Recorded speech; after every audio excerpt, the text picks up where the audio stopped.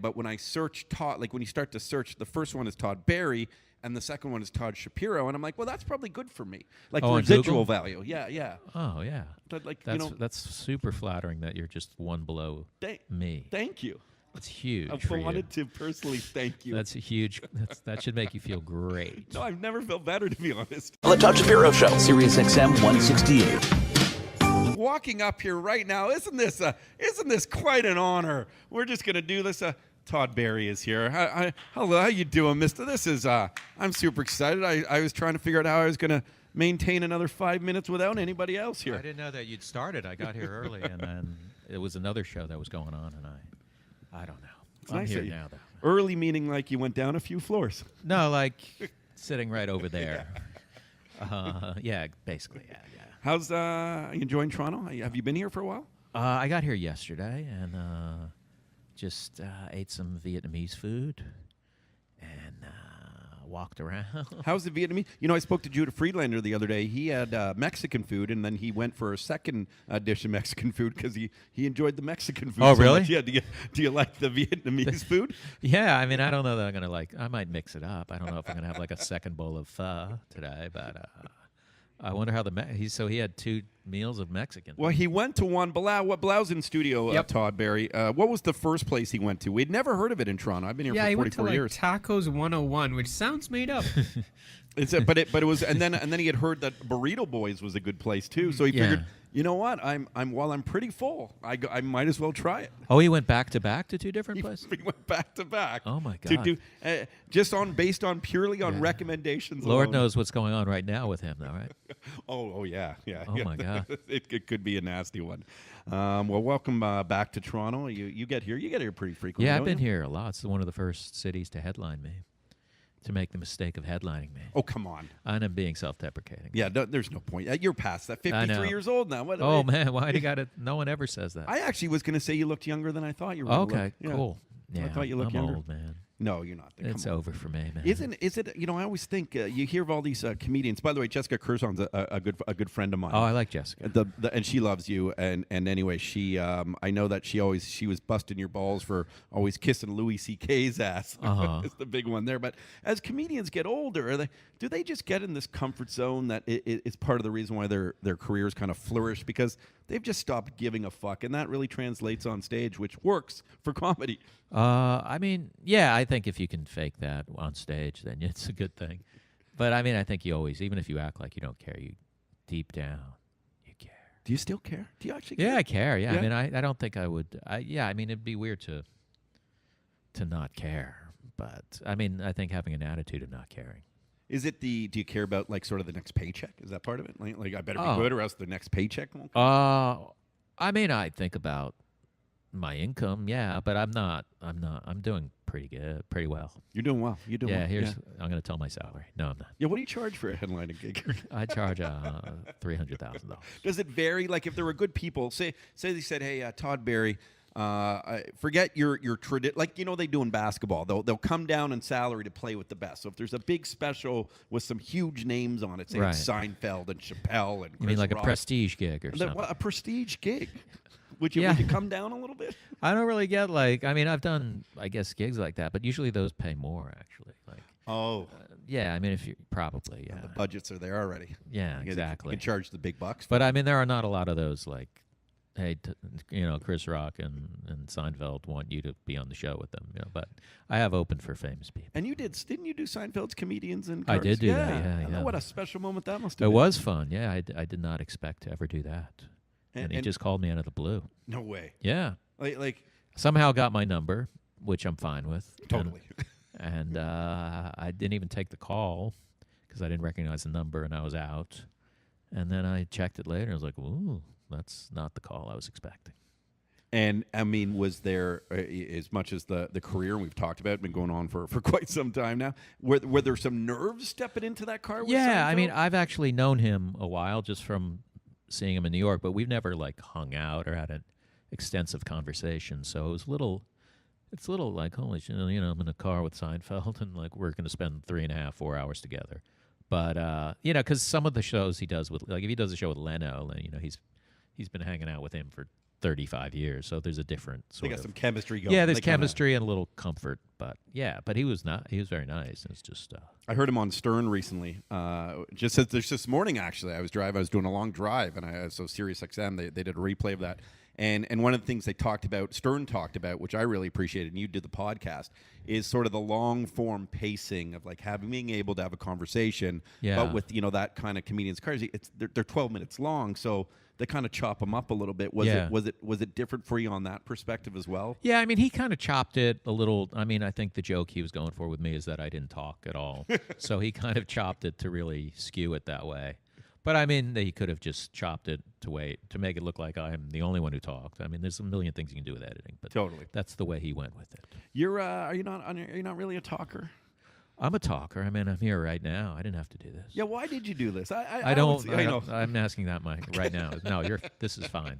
This is I'm easy. surprised. I was actually I'm feeling grateful that you're. Guilt is why I do stuff.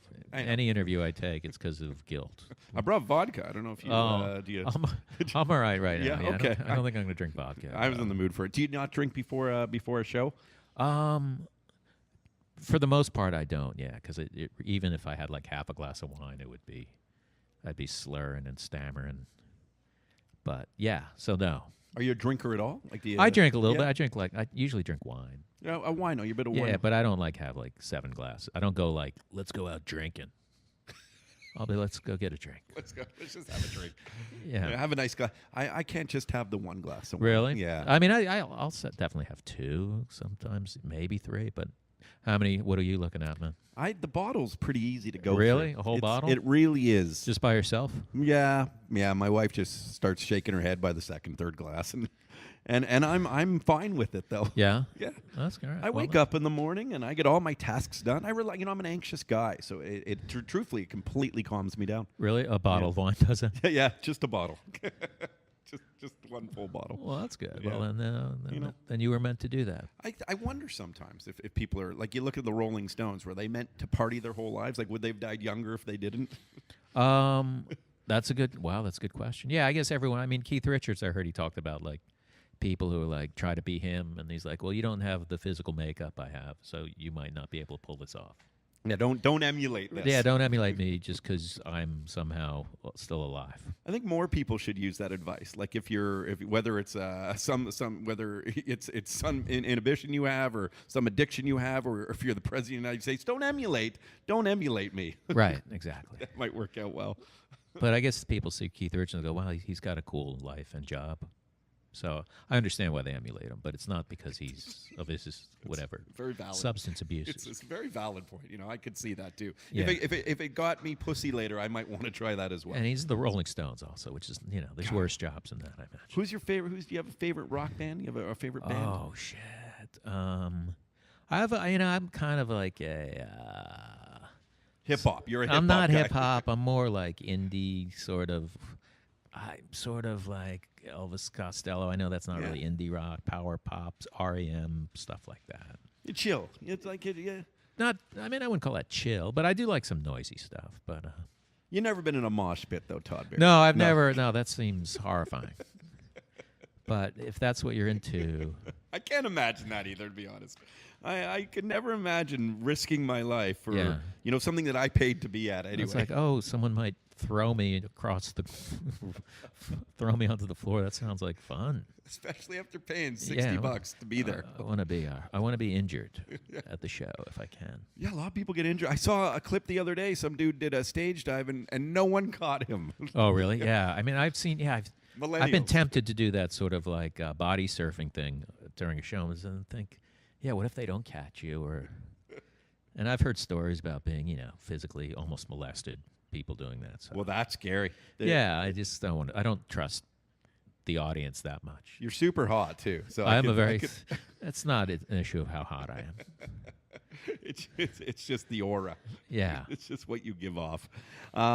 Were you a Hugh Hefner fan? I'm sure you heard Hugh Hefner died. Yeah, I did hear that. I can't say I was a fan of his. I mean, I've glanced at Playboy, but I wasn't like, I don't have like a bunny tattoo on me or anything. Oh, wait, I do. I just remembered I do. Where? Oh, that was a bad example because I do. Where? It's on my ankle where it's the cutest. Is that Andy Kindler? Oh my God. Oh, I know. It's. I'm sure we'll talk Trump. You want to bring him on with you? Are you buddies with Andy? Yeah, I'll bring Andy. Yeah, I yeah. mean, yeah, I can bring Andy. Are you in a want me to rush? Do you want to hang out? Do you want to hang out for a bit? I actually do have to be. where do you I'm wanna picked go? up soon. Yeah, you got to do a show tonight. Yeah, so I hate to be like a guy, but I like to do come in, make a quick, good impression, like I'm sure I did. I think you're doing that I'll perfect. do it all right. Yeah, We're having a good yeah. chat. I Right? thought you would have been in a half more. In a half? I thought for some reason I pictured you. Seriously? I don't know. Yeah, I don't know. Like I mean, I just never spend much time thinking about him. It's like he's an interesting character in our Were you a cultural. Playboy fan? Maybe that's a better question.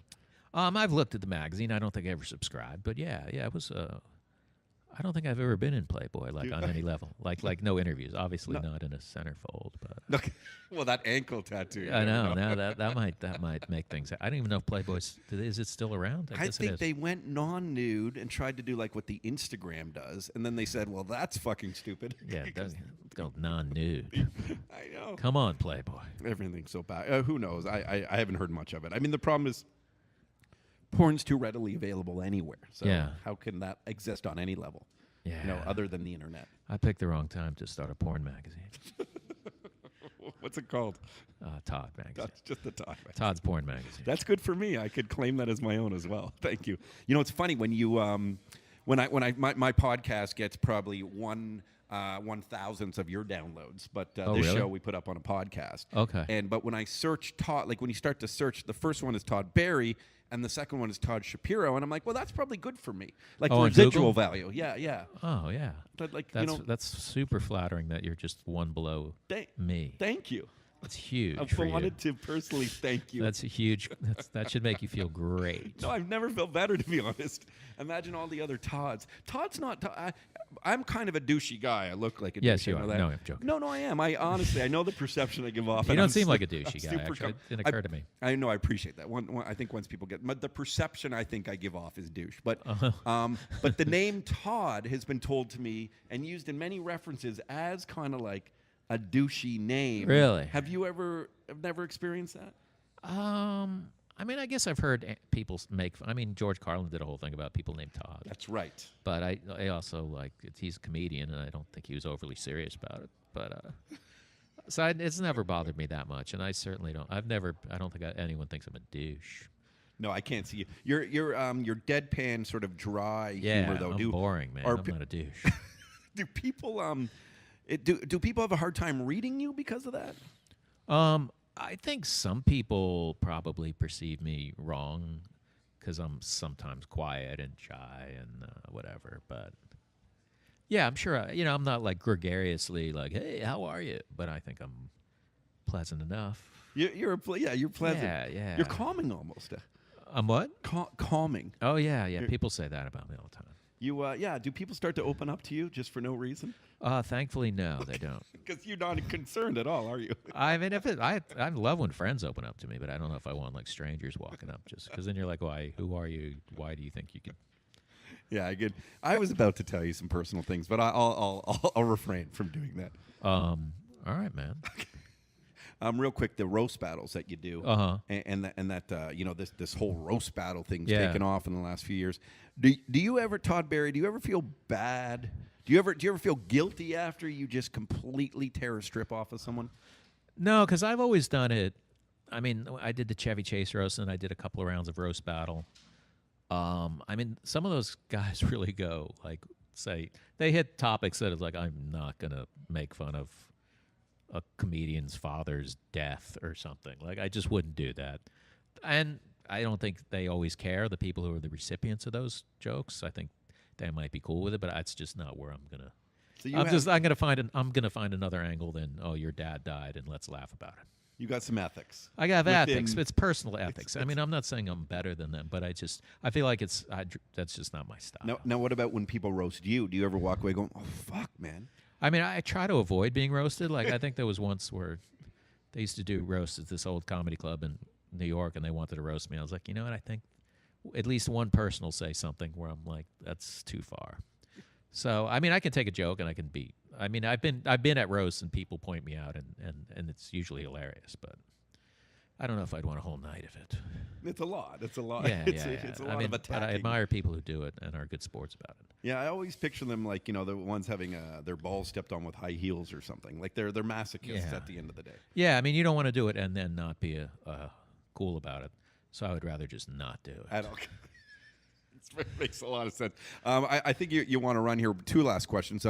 You're a comics comic. Every comic I ever talk to, they go back to Todd Barry and how much they love Todd Barry. What do you think it is about? And I hear that a lot, honestly. Everyone seems to really like Todd Barry and like your comedy as well. What is it about that? Do you think? Why do you think that happens? I think it's because I'm really an excellent comic. It's got. I don't know.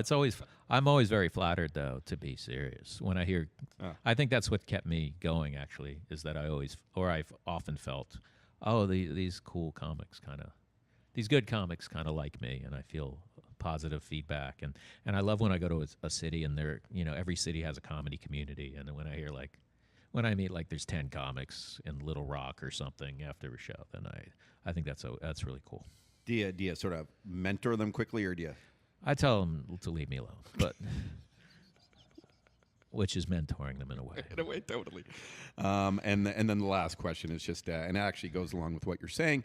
Here in Canada, there's great comics tonight. We are putting 8 on the stage. That they've narrowed it down from like 6,000 or something. I don't even. Bilal, how many thousands or hundreds? Anyway, a lot. Maybe It's okay. a couple thousand. I don't know about 6,000. I don't think that many, but anyway, 8 on stage. Do you get impressed by comedians out of Canada? Does that ever strike you as like a cool thing? Oh, I mean, I've never said I like Canadian comedians, but I like them as much as I'm as open to liking any. I don't. It's not like a country where I'm going to be like, I don't think that they're going to have good comedians. Is there that Todd Barry? Yeah. Is there that country? No, I don't think so. So yes, there are some fine. What do you think the least funny country would be? Oh God, This could sound political with an answer. That's the problem. I don't know. I don't know. Okay. I picture them not being very funny in Sweden. Oh, actually, I've done shows in Sweden that are really good. They're funny. Okay. Yeah, I don't know them enough to know how funny their comedians are, but they like humor. I just pulled that up because I was reading a story about Sweden earlier, so it's the first thing that popped in my head. I have no idea why I said that. Yeah, that's not fair to people of Sweden. No, totally. And we know that Finnish comic, real nice guy. Ismo Lakolo. Yeah, Ismo Lakola. You know this guy? I don't know him. He does the Laugh Factory a lot in L.A. Real funny guy. Okay. A dry humor, a very kind of like you would appreciate. A Finnish humor. I think he rips your act off in Finnish. Actually, Oh, maybe. That's what well, it is. good luck with that. Thank you for coming to Thanks town. for having me. Yeah, JFL 42 tonight. Todd Barry is headlining SiriusXM's Yeah. Top Comic at the QET. I'm pretty sure there's probably still a few tickets available. It's the best show of the festival because the energy of the 8 comics, the final comics, they really bring it. They obviously want the $25,000 prize. That's pretty much an eternity of a salary for a Canadian comedian, so it's a big deal. And obviously Ben Miner doing the hosting, and this man giving me your time and also giving our time for our audiences later tonight. Thanks, dude. Thanks for having me. Yeah, if you ever want to put me on the Todd Barry podcast, that'll really help me get number 200. I haven't done it in a while. So. Okay. Why not? Oh, and I'm still number 2. Yeah, you should be number 1. Probably. Cheers. The Todd Shapiro Show. Hey, thanks for watching that video. You can subscribe over there, or you can watch another video over here. And I think this is the Daniel Bryan yes chant. So what the hell? Yes, Todd Shapiro Show. Daniel Bryan can't wrestle anymore. It's a very sad story.